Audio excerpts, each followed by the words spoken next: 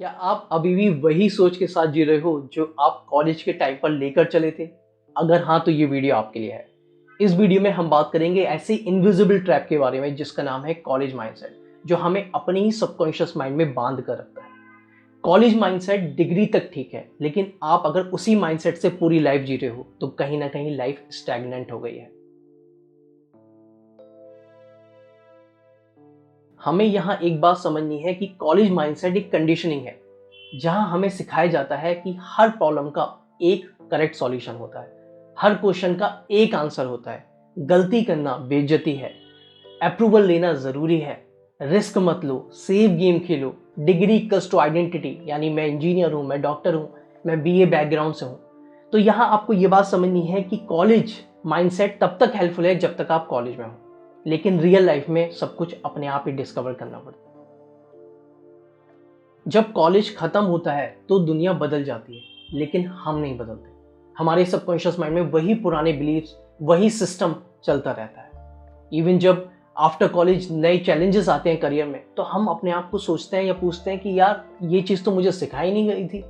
Even जब life में risk लेना होता है तो हम माइंड बोलता है कि सेफ रहो, क्योंकि माइंड उसी पुराने माइंडसेट पर टिका है जहां हम बोलते हैं कॉलेज में कि मैं पढ़ने में तो अच्छा नहीं था, मेरे मार्क्स भी अच्छे नहीं थे, तो मैं ये रिस्क कैसे ले सकता हूँ, ये तो मुझसे नहीं होगा। इवन रिलेशनशिप में भी हम लोग अप्रूवल ढूंढते हैं, जैसे हम कॉलेज में या स्कूल्स में टीचर से अप्रूवल लेते थे ना, सेम यहाँ पे भी। अब कुछ कॉमन ट्रैप्स के ऊपर बात करते हैं। First, fixed identity trap. मैं बीटेक हूँ, मैंने एमबीए किया है, तो मैं इसी फील्ड में काम करूंगा। एक एग्जांपल समझते हैं।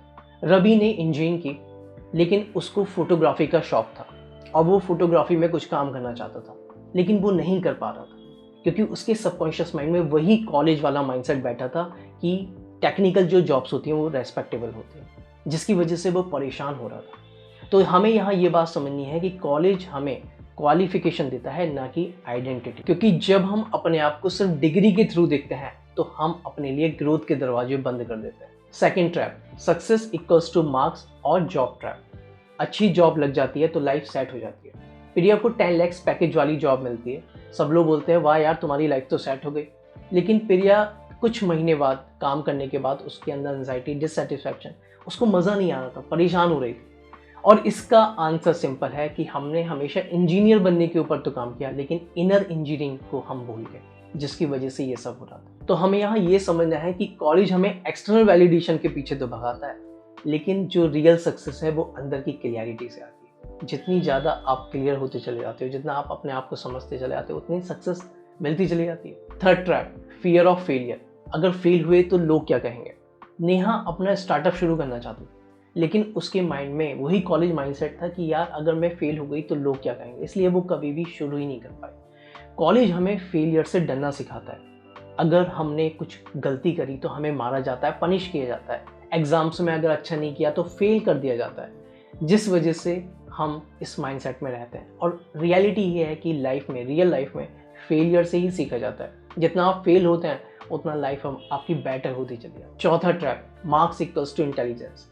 हम ये सोच लेते हैं कि जिनके मार्क्स ज़्यादा आते हैं 99%, 95%, वो ज़्यादा इंटेलिजेंट होते हैं, और जिनके नहीं आते वो नहीं होते, जबकि ऐसा नहीं होता है। जब आप रियल लाइफ में आते हो आफ्टर कॉलेज, तो आप क्या स्किल्स अपने ऊपर ऐड करते हो वो मैटर है। अगर आप जॉब में हो, न्यू बिजनेस में हो, कोई न्यू स्टार्टअप करना चाह रहे हो, कुछ भी, तो कितने स्किल्स आप अपने ऊपर ऐड कर रहे हो। कम्युनिकेशंस पर काम कर रहे हो या नहीं, इमोशनल इंटेलिजेंस पर काम कर रहे हो नहीं, तो ये चीज़ मैटर करती है, लेकिन कॉलेज इसको नहीं मानता। फिफ्थ ट्रैप, टॉपर बन गया इक्वल्स टू लाइफ सेट।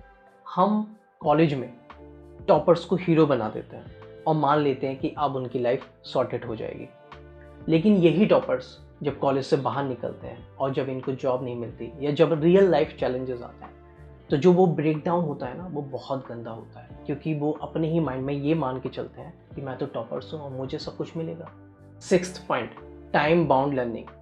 3 साल में ग्रेजुएशन, 2 साल में पोस्ट ग्रेजुएशन लर्निंग कंप्लीट। लेकिन यही बंदा जब 25 साल के बाद अपनी लर्निंग बंद कर देता है, तो उसकी असली लर्निंग शुरू होती है जब लाइफ की रियल स्ट्रगल शुरू होती है, कॉलेज के बाद। सातवां trap, classroom equals to learning.